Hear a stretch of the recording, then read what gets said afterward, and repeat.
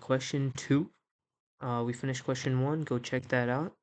And we have a student investigates whether the Stefan-Boltzmann law, this, applies to stars. And the Stefan-Boltzmann law is for black bodies, right? Typically. And so, let's see. To verify the law, they obtain values from databases and manipulate the data as shown. Okay. Complete the table with missing values for Polaris B. So we need to fill these in. Okay, and let's use our calculator. We have log t, so we just need to apply the log. So log 6.9 times 10 to the 3. Let's calculate that. And I get 3.84. And for L over R squared, we need to use these two. And we have 1.5 times 10 to the 27 divided by 9.6 times 10 to the 8 whole squared. Okay. Right, and so I get 127604167, and that is right. That is 1 point. Okay, that does not seem right. Let's check. 27, 9.6 times 8. Okay, so we have 1.63. Okay, it is right. 10 to the 9. That's why. Okay, and so that's our answer. Feel free to check that. And we have student plots the variation with log t of log L over R squared and draws the line of best fit. So they've applied some transformations to our key variables. The student uses a GDC to determine the equation of a line of best fit as this. Okay. Explain how the gradient of the line of best fit relates to the Stefan-Boltzmann law. Okay, so what we need to do is use our initial law to sort of show that we get this line, right? So what we have is 4 pi constant and r squared t to the 4, right? And so what we want is L over R squared on one side, and we have 4 pi Boltzmann constant 4, and we just apply log to each side, and so we know that this just splits. We can split those, and actually let's move this here to make this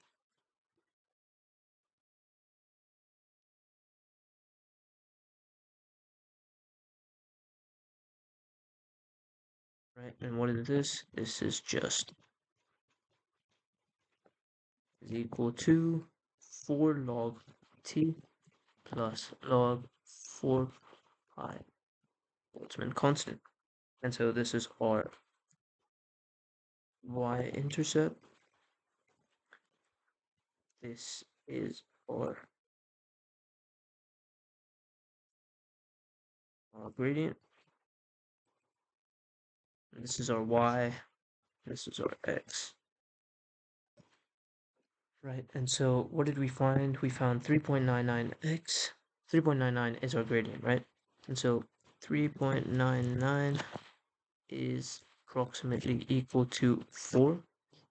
And so grade 4 for the gradient, which comes from 4 in the SB law, right? And SB is just Stefan-Boltzmann. And we can check that answer later. We have C, calculate the Stefan-Boltzmann constant obtained in this investigation. So now we have to use the y-intercept, and we have our equation for Boltzmann is equal to negative 6.15. And so, and when we have a log, we should know that the base is always 10 if there's no base indicated.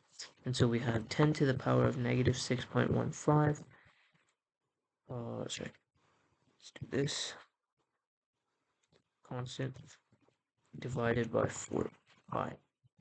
So that is just, let's calculate it, 10 to the power of negative 6.15 divided by 4 pi. And what we have is 5.63 times 10 to the negative 8, and that is completely accurate. And so what we can, and it does ask, outline a conclusion for the investigation. So what we can say is the calculated experimental value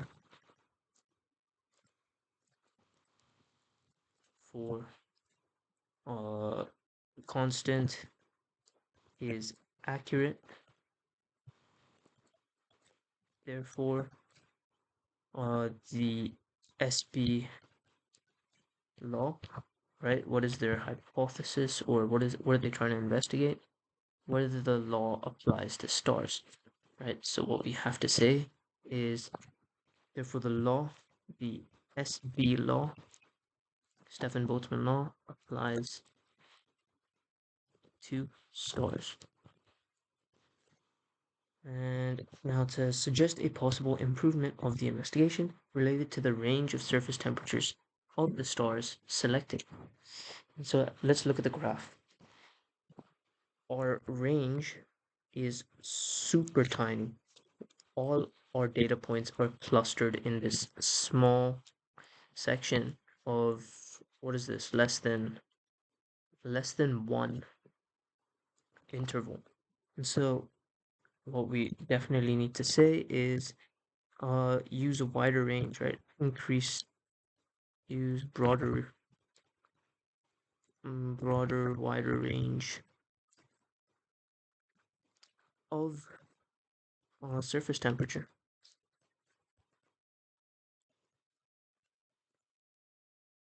Should say test a broader range of surface temperatures. Okay.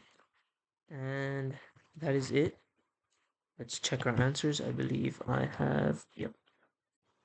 Okay, let's bring that in.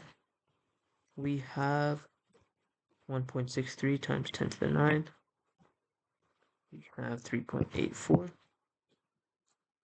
And now we have manipulates the SB law using logs. So you need to know how to manipulate equations and come up with these transformations. And so we did that. We get 1 mark. And our answer is just relating the 3.99 to the 4. Line of best fit as the same. Okay, so we did relate it, but an important thing to say is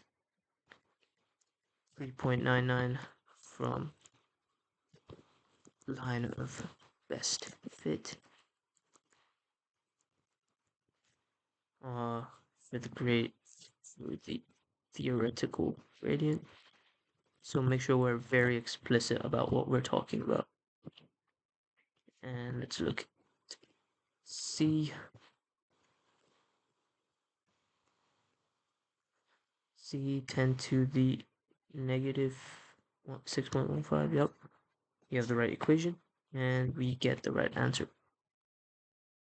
And of course, they're not going to award you a mark if you get this directly, because it's exactly the same as what you have in the data booklet. So, yeah. Now we have D. Linear graph suggests that SB applies to source. Yes, we can talk about the gradient as well. We have a constant gradient, and so that tells us that we have a linear graph that matches this equation and the law. And so the law does apply to these select stars. And so we did alternative 2, where we said the accurate calculation applies to stars. Yes. And okay, you could even say that if, so they're not even expecting you to know the value, but I would not recommend you to go with that one. And E is use a wider range of temperatures, which we got. So that's it for paper 1B TZ3, guys. Thanks for watching.